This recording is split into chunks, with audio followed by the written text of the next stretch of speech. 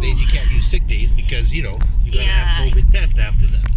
So it's hard to... Oh, grabe ang snow.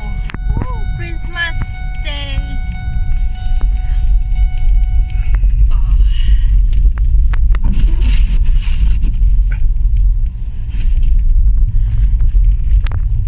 You can't even see going across the streets because there's even coming or nothing.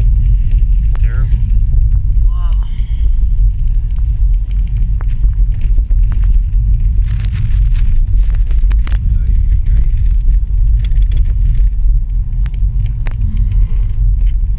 Can't see anything. And Ruth invite me to, I don't know, What's her place? birthday in their place. Their place isn't bad, but at least... Ang Pasko ay sumapit, tayo ay mangagsiaw.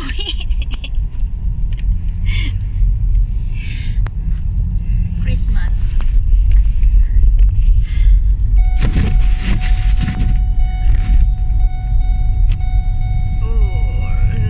Ay, grabe.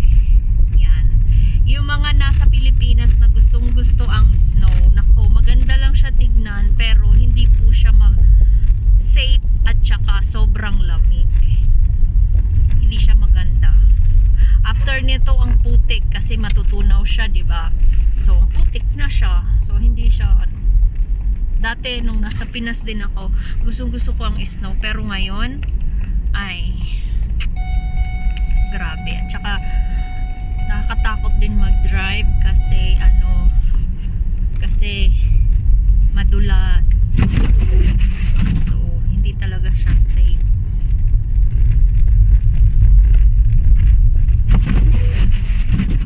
Ah, 2 minutes.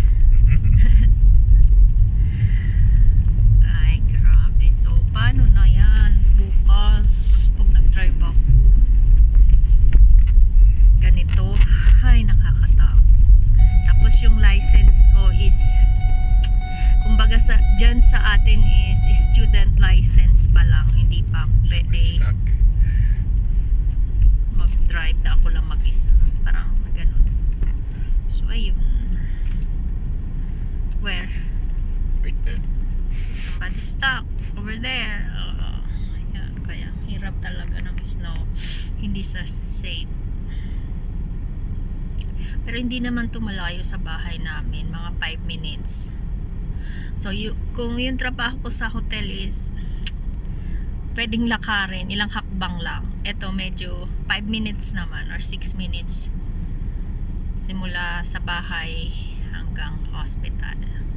So,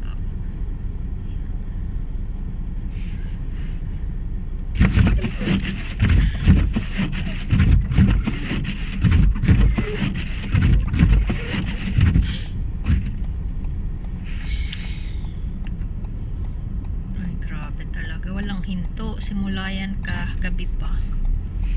Our turn.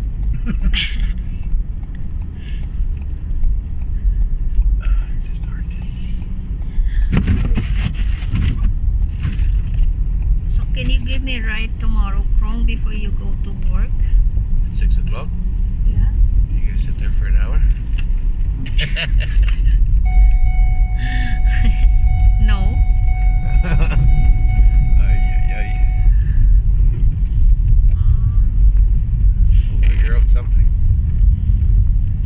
Grabe, oh. Tignan niyo to. Tapos, ipapabidyo ko sa kanya kung gaano kataas yung snow sa bahay, sa pintuan. Nahirapan daw siya buksan yung pinto kasi daming snow. Grabe.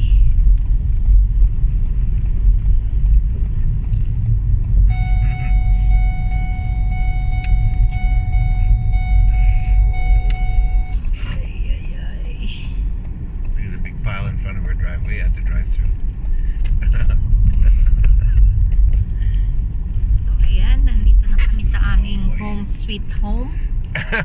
Home sweet home. Uh-oh. Let's try it.